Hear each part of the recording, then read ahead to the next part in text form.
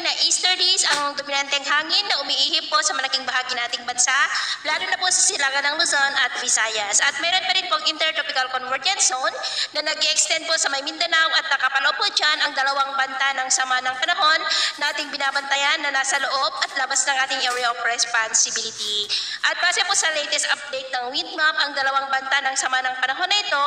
ay pareho nakikilos pa west, northwestward, palapit po sa ating bansa sa susunod na mga araw. Ang nasa loob ng ating PAR ay posibleng magpaulan na sa ating bansa ngayong weekend at hindi pa rin inaalis ang posibilidad na lalakas yan bilang bagyo maging ang nasa labas po ng ating PAR, kaya atin lamang pong babantayan ang mga yan dahil marami pa po ang posibleng pagbabago, lalo na at nandyan pa rin sa may karagatan. At ang unang dalawang bagyo ay tatawagin sa local name na Bagyong Auring at Bagyong Bising. At ito naman ang pinapakita ng forecast model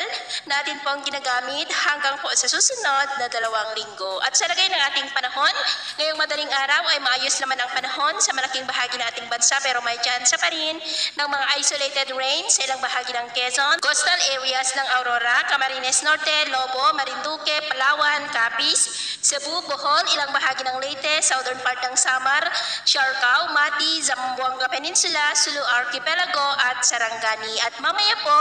ay sisikat naman ang araw sa malaking bahagi ng ating bansa, mainit at maalinsangan muli, pero may tsansa pa rin ng cloudy skies with isolated rains ilang bahagi ng Infanta, Polillo Island, Camarines Norte, Catanduanes, Palawan, Capiz, Cadiz, ilang bahagi ng Cebu, Bohol, Leyte, southern part ng Samar, Dinagat Island at Siargao, maging sa may Sarangani, Zamboanga at Sulu Archipelago. At mamayang hapon may tsansa pa rin ng cloudy skies with isolated rains po sa malaking bahagi ng Mindanao, Palawan, ilang bahagi ng Visayas at Northern Luzon. Kaya mag-ingat po tayo dahil may tsansa pa rin ng mga banta ng mga pagbaha at pagguho ng lupa. At sa atin naman pong mabaybayin, wala naman po tayong nakataas na namang gale warning signals, pero may pag-ingat lamang po kung papalaot tayo para po mas makaiwas sa mga sakunang